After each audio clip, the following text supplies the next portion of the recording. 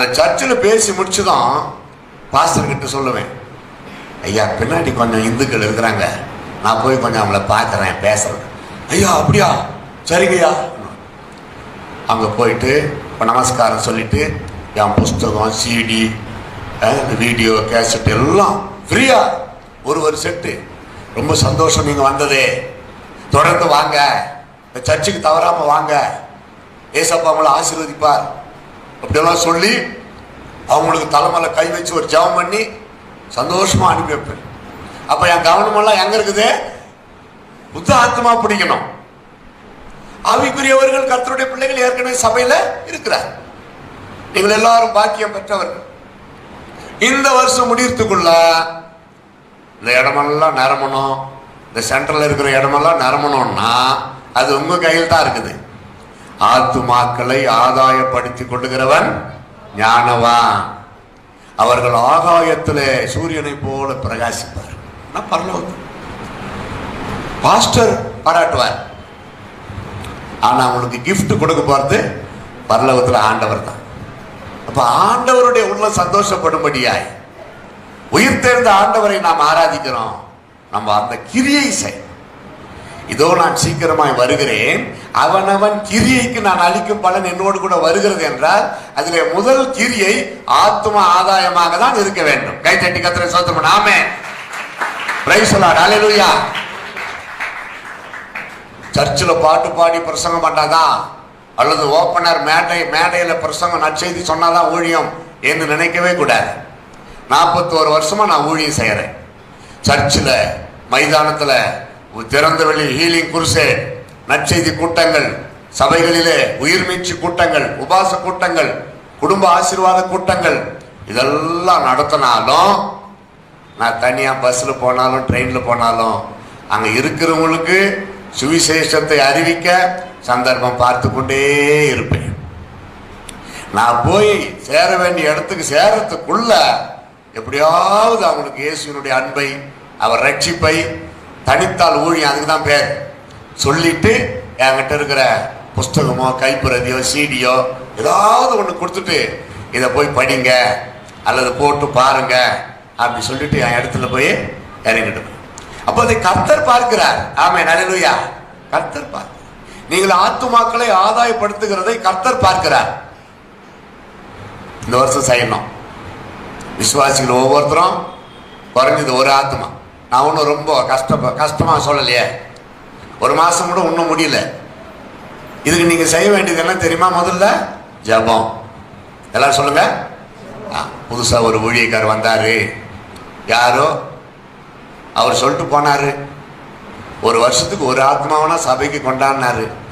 நம்ம ஓடி ஆடி அலையணும்னு அவர் சொல்லலை, ஜெபம் பண்ணுங்கன்னு தானே சொன்னாரு.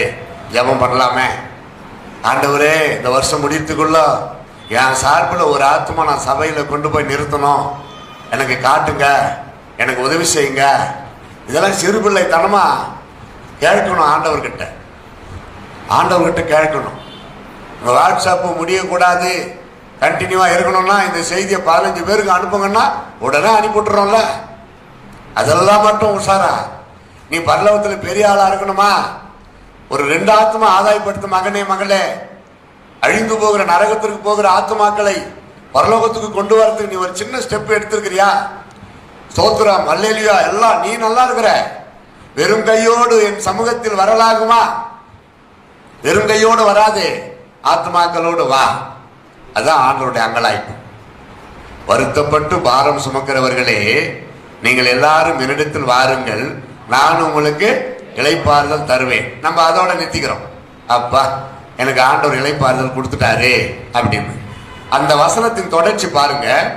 நான் சாந்தமும் மனத்தாழ்மையுமா இருக்கிறேன், என்னிடத்தில் வந்து கற்றுக்கொள்ளுங்கள், என் நுகத்தை உங்கள் மேல் ஏற்றுக்கொள்ளுங்கள், என் நுகம் மெதுவாயும் என் சுமை லகுவாகவும் இருக்கும்.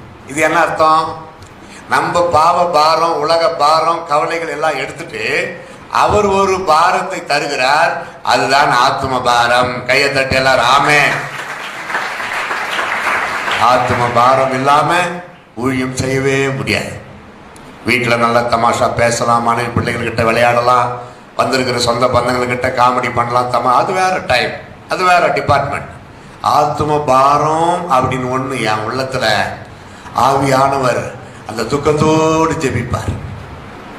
சிரிச்சது போதும் மகனே, கொஞ்ச நேரம் அழுது ஜெபம் பண்ணு, உன் தனி அறைக்கு போ அப்படின்னு சொல்லுவார். பவுல் பிரதரு உயிர்த்துக்கு வந்த காலத்துல இருந்ததான். பவுல் பிரதரை கூப்பிடுப்பா, தூக்கம் வராது பாத்துக்குவாரு. விழிப்பு ஜெபமா பவுல் பிரதர் தான். அந்த காலத்துல ஒரு மாசத்துல 8-9 முடிவு ஜெபத்துல பேசுவேன். பத்திரிகையிலாம் அந்த விளம்பரம் பாக்குறவங்க, பிரதர் இப்படி வேண்டாம், மாசத்துல ஒரு முடிவு ஜெபம் ஒத்துங்க, மீதெல்லாம் பகல் கூட்டம் ஒத்துங்க. இதெல்லாம் அங்க ப்ரோக்ராம பார்த்தா ஒரு மாதத்துல 9 முடிவு ஜெபத்துல பேசுறீங்க, இன்னும் ஆகிறது உடம்பு அப்படின்னு எல்லாம் எனக்கு லெட்டர் போடுவாங்க. அவ்வளவு அன்பா என் மேல. நன்றி உங்கள் அன்புக்கு. ஆனா தூங்கி கொண்டிருக்கிற ஆத்மாக்களுக்கு விழிப்பை கொடுத்து அவர்களுக்கு ஜெப பாரத்தை உண்டாக்க ஆண்டவர் அனுப்புறப்போ, அதனால உடல்நலம் பாதிக்கப்பட்டால் அதை பற்றி எனக்கு கவலை இல்லை. சொல்லுவாங்க பாத்தீங்களா, ஒழுங்கா சாப்பிடு, டைமுக்கு சாப்பிடு, நல்லா இருக்கணும், 90 வயசு வரைக்கும் வாழணும். என்ன பண்ண போற? 90 வயசு வரைக்கும் வாழ்ந்து என்ன பண்ண போற? 90 ஆத்மா ஆதாயப்படுத்தி இருக்கிறியா? அட்லீஸ்ட் அந்த சாய்பரை ஏத்துரு. 9 ஆத்மா. எத்தனை வருஷம் மனிதன் வாழ்கிறான் என்பது முக்கியம் அல்ல, அவன் எத்தனை ஆத்மாக்களை கிறிஸ்துவுக்காக ஆதாயப்படுத்தினான். ஜபம் ஃபர்ஸ்ட். ஜபம் உன் ஆத்ம பாரத்தை பகிர்ந்து கொள்ளக்கூடிய ஒரு இடம் ஜப அறை.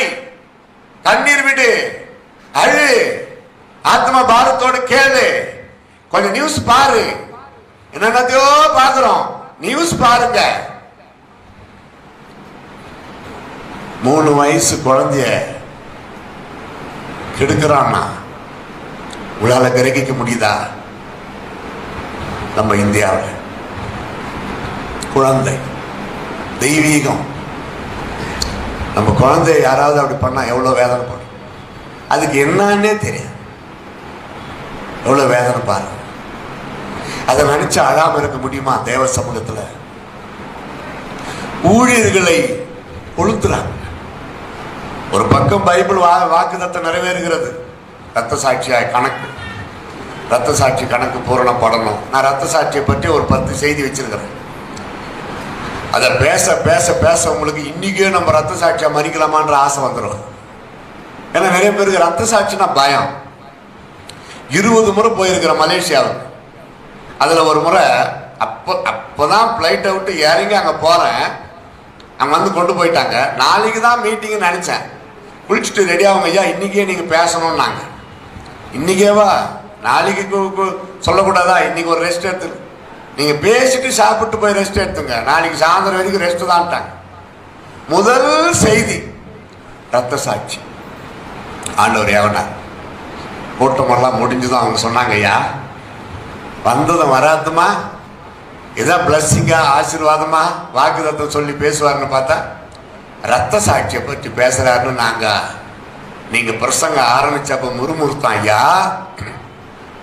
ஆனா நீங்க பேச பேச பேச பேச கடைசியில் முடிக்கிறதுக்குள்ள இது முஸ்லிம் கண்ட்ரி, இந்த மலேசியா தேசம் முஸ்லிம் கண்ட்ரி, ஒருவேளை இப்படிப்பட்ட சூழ்நிலை வருமானால் நான் என் ஆண்டவர் இயேசுவுக்காக மரிக்க தயார் என்கிற ஒரு தைரியத்தை நீங்கள் எனக்கு கொடுத்து விட்டீர்கள். கை தட்டி எல்லாரும் ஆமென்.